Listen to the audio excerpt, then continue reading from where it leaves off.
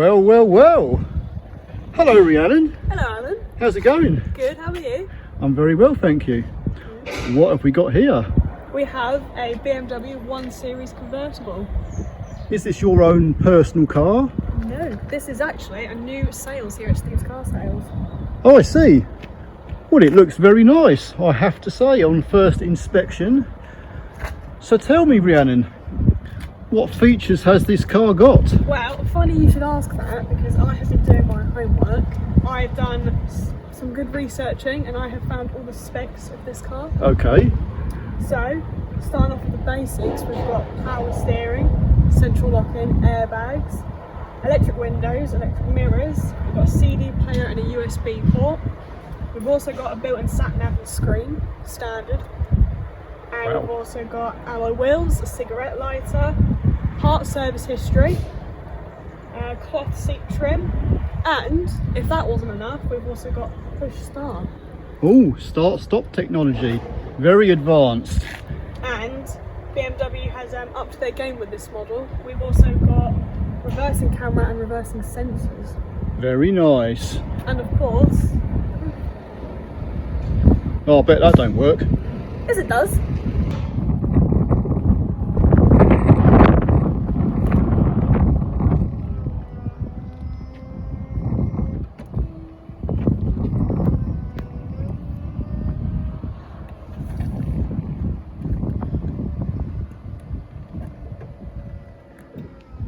Wow.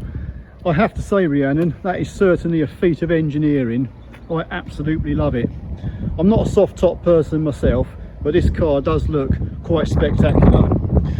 You know, in my day, a car like this, they would have called it fully loaded.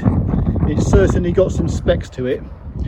Well, I guess you want me to put it on the ramp, have a look underneath and make sure it's not full of holes. If you could. I certainly will. Let's do it, shall we? Perfect. And by the way, after I've checked this car over, if everything is okay, and I'm on form today, so there'll be no holds barred. So if there's anything wrong at all, I'm sure to let you know, whether it's a good one or it's a bad one. Anyway, after I've finished, I'll give you a shout and we'll go for a little road test up to the roundabout and see how she drives. Sounds good. Cool. See you in a bit. Bye.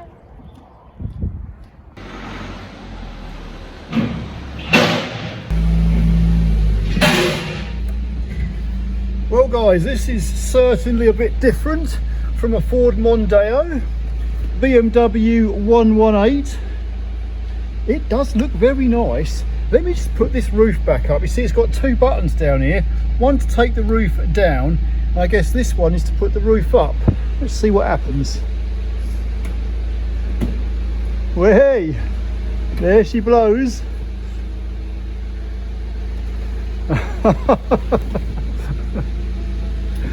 These are certainly a piece of engineering.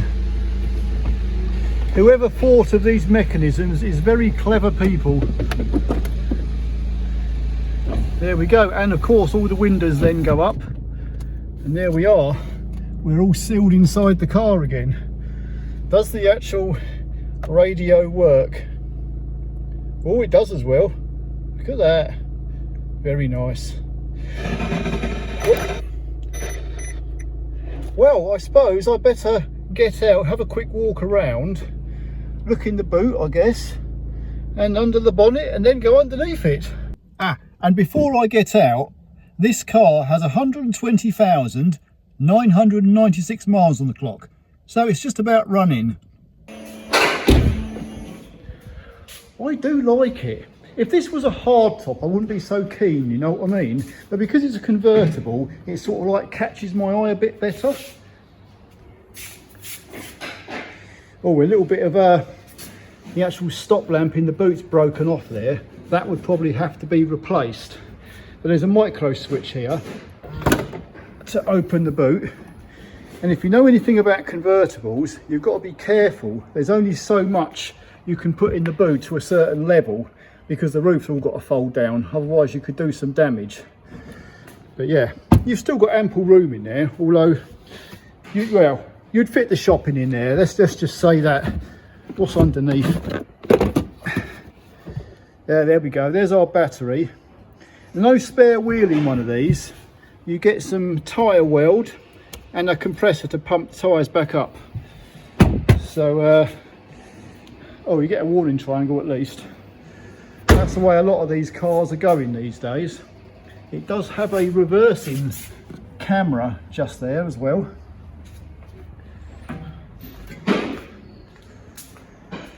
It's a little bit chic, isn't it? Nice.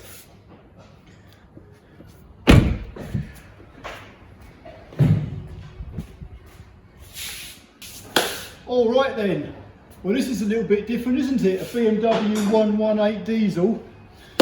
By the way, if anybody wants to come down and actually see any of these cars in person, you will be dealing with either Monica or Rhiannon, because they are the two sales ladies, and you will be negotiating with them. I'm sure they will help you out with any of your questions. But for me, my job is to put it up in the ramp and have a look underneath and see how good it is. So let's have a look then. Safety first. All right then, let's have a little look at this N47 2-litre diesel engine with 143 gallops under the bonnet. You'll notice most of these modern vehicles, they have a cover on top of the engine. The first reason for that is it's more aesthetically pleasing to look at that cover than it is to look at that horrendous mess of pipes and wires they call an engine. And also, these covers come with lagging on them, especially on diesel engines. That is because diesel engines are typically a little bit rattly and noisy, and that will quiet them down a bit. Let's have a little look at the engine oil. We have to go through these checks. Not bad actually. It probably could do with an oil change. It's a little bit black, but diesel engines do tend to work a bit harder than petrol engines, and the engine oil does go black a lot quicker. I shall check the coolant while I'm here as well. There should be a little float that will pop up to give us our coolant level. Ta-da! There it is. If that was down there, our coolant would be low, so it'd need topping up, or we may have a leak, but that's okay. So I'll screw that back on. There's our oil filter, which is a paper element. BMWs tend to put all this panel in, which covers half the engine. Your pollen filter would be under here. That stops all the dirt and grit from outside going into the cabin. Your windscreen washer reservoir is next to our jump starter positive connection. That's where you would put your positive jumper cable if you needed to jump start the car. Because the battery is in the boot of this car and there's only a micro switch on the boot release handle, if your battery was dead flat, you would not be able to access your battery in your boot. So the only way you're going to get power into the car is to open the driver's door with a key, open the bonnet and put a jump starter cable on there, and obviously on an earth point as well. Anyway, it's looking all very, apart from sophisticated, normal under here. I'm not seeing anything out of place. It all looks pretty original. So what I'm going to do, I shall pop the car up in the air and have a little look underneath.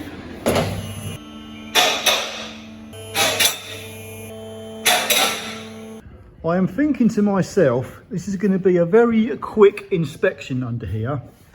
Being a BMW, the whole underside is completely covered in plastic panels.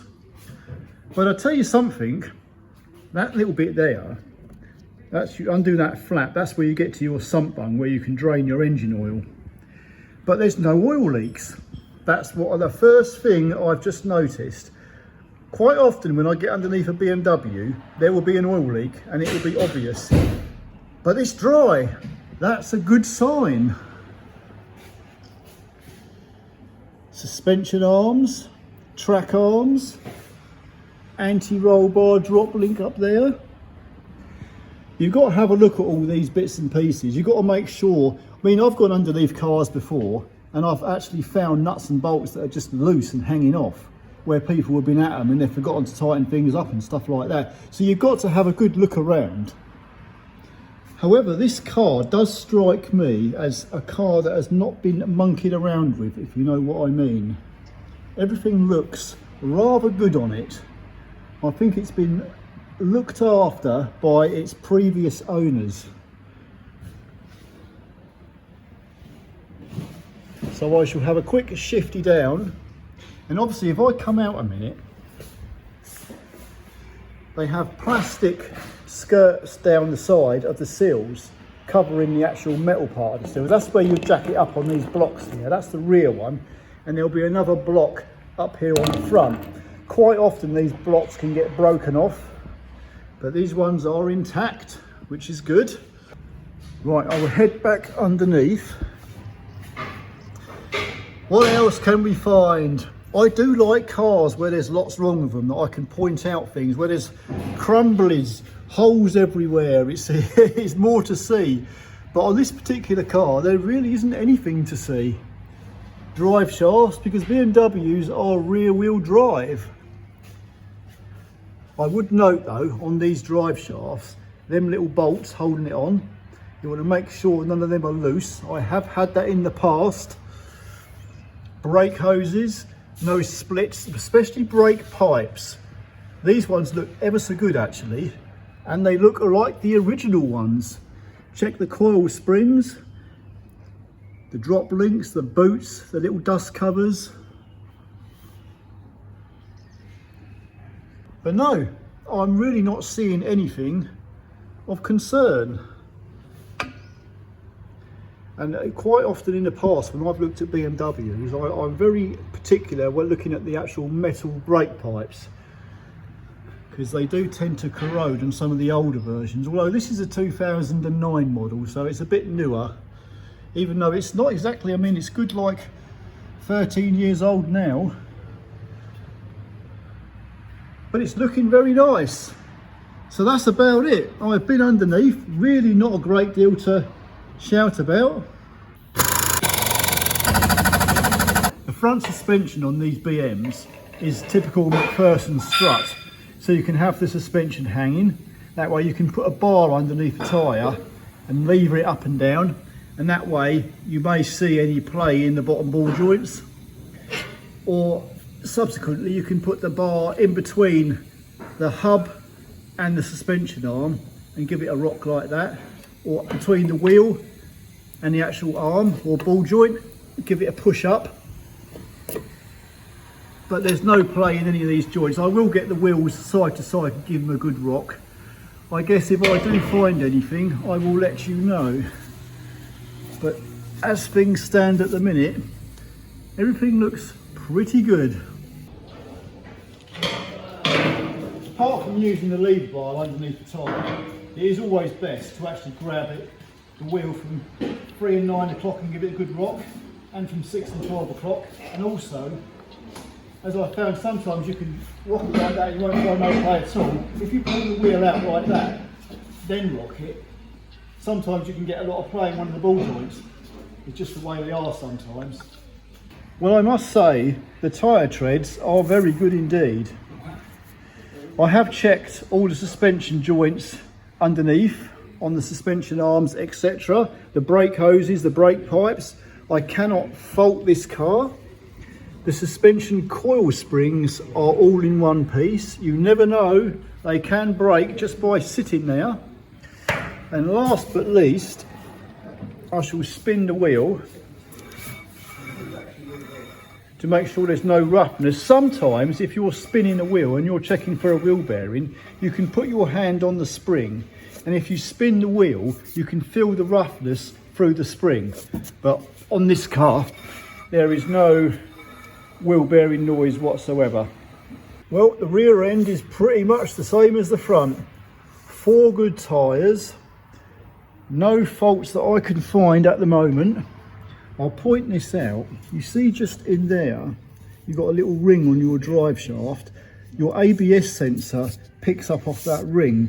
On, I'd say, older BMWs, I've had these rings kind of get ballooned with rust, and they touch the sensor and take the tip off the sensor and cause ABS issues.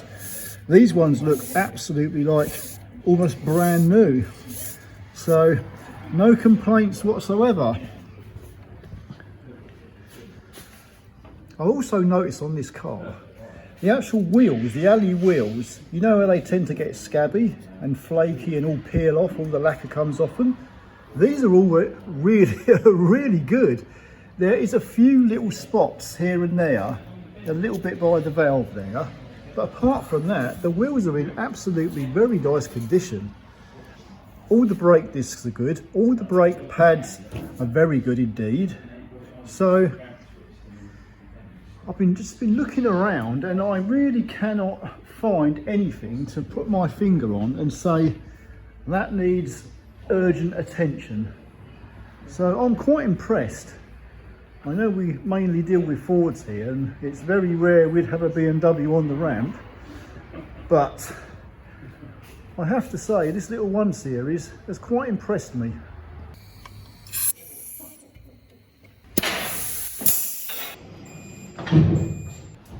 Road test time, and as this is convertible, we've got the shades at the ready.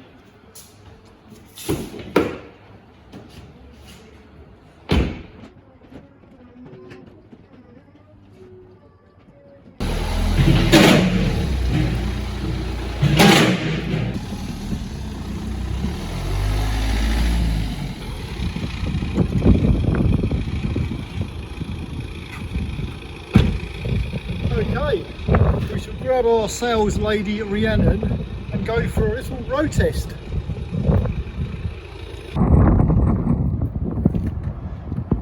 Well Rhiannon, it's not every day we get to drive a convertible. Oh, and also it's a good excuse to crack the old shades out. Perfect weather for it. Yep, it certainly is. Shall we go? I shall pop my seatbelt on, because no doubt it'll have one of them chimers buzzing away. I'm sure these seats have what's called occupancy sensors in them if you're sitting on them. We thought we'd leave the roof down as it's such a lovely day. It's a bit windy, mind you. We have to drive these cars to see how they go, make sure there's no rattles or clonks or anything like that.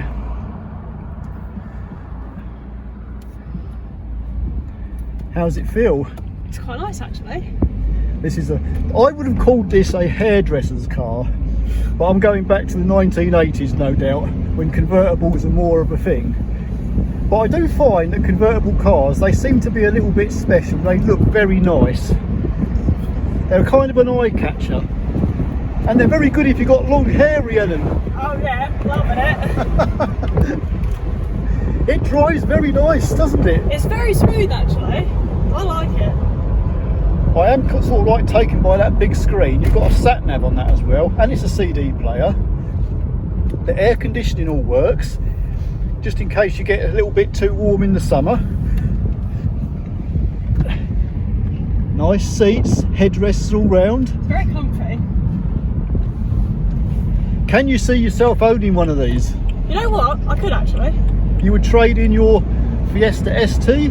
No, not one of these. Mind you, your Fiesta's got a little bit more horsepower in it. This is only like around about 140 horsepower. But nice, I'm enjoying it. It's a steady pace of speed, like, it doesn't throw you back in your seat, but it's like a comfortable amount. Yeah, well that's it. You've got to, in a convertible, it's more about getting seen than the actual speed.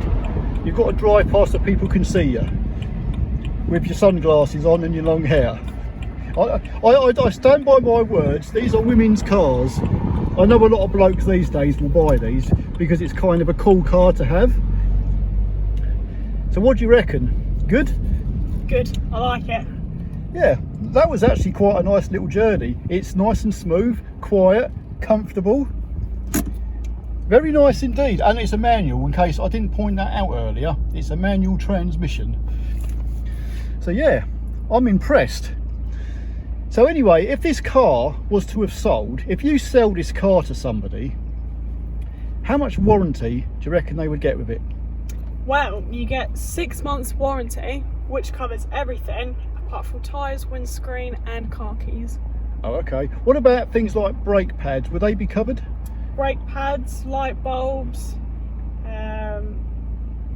springs, all covered. Yeah, so it's a pretty damn good warranty, to say the least. If you buy a car from this sales lot, at least you've got a little bit of peace of mind that most problems you're going to come across will get dealt with. Excellent. Right, well, you are the sales lady. So if anybody wants to come down here and have a look at any of these cars, you'll know who you've got to ask for, either Rhiannon or Monica. Sounds good. Come and find your next car with us. Yeah, I was thinking actually, it might not be a bad idea if every now and again we just pick a car off the sales lot and go through it like we have with this one today, and then we can give it a run around, give it a little appreciation, and then we can sort of like put it out there on YouTube for everybody to see, and if anyone's interested in it they can come down and take a better look at it. But at least it will give people a more of an insight of what the cars look like and what condition they're in before you actually come to the sales lot. So good. Well, thank you, Rhiannon, for driving this little baby around. That's all right. I guess we'll end the video now. See you next time. Have a nice one out there. Don't forget to subscribe. And see ya.